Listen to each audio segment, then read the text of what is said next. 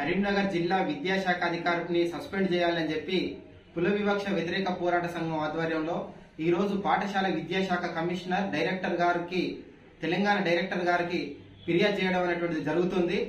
గత నెలలో జరిగినటువంటి 10వ తరగతి పేపర్ మూల్యాంకనంలో సెల్ ఫోన్ ఉపయోగించారని చెప్పి 3 టీచర్లను ఈ జిల్లా విద్యాశాఖ అధికారి సస్పెండ్ చేయడం జరిగింది. తిరిగి వాళ్లను పునర్నియామకం చేపట్టడం జరిగింది. మిగతా ఉన్నటువంటి 2 ఆధిపత్య కులాలు పెద్ద కులాల వాళ్లను వాళ్ళ యథావిధి స్థానానికి టీచర్లుగా వాళ్ళని కేటాయించడం జరిగింది.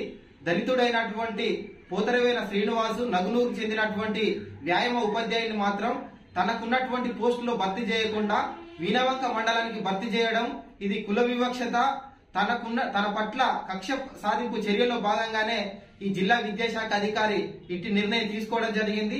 ఇట్టి నిర్ణయం సరైనది కాదని చెప్పి గతంలోనే మేము జిల్లా కలెక్టర్ గారికి కూడా ఫిర్యాదు చేయడం జరిగింది.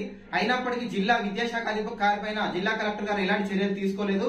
కాబట్టి ఈ రోజు పాఠశాల విద్యాశాఖ కమిషనర్ డైరెక్టర్ గారికి ఈ జిల్లా విద్యాశాఖ అధికారి పైన చర్యలు తీసుకోవాలని చెప్పి విద్యాశాఖ అధికారి పైన చర్యలు తీసుకోకపోతే కేవీపీఎస్ ఆధ్వర్యంలో ఇతర విద్యార్థి సంఘాలు సామాజిక సంఘాలను కలుపుకొని పోరాటాలు ఉధృతం చేస్తామని చెప్పి ఈ సందర్భంగా తెలియజేస్తున్నాను.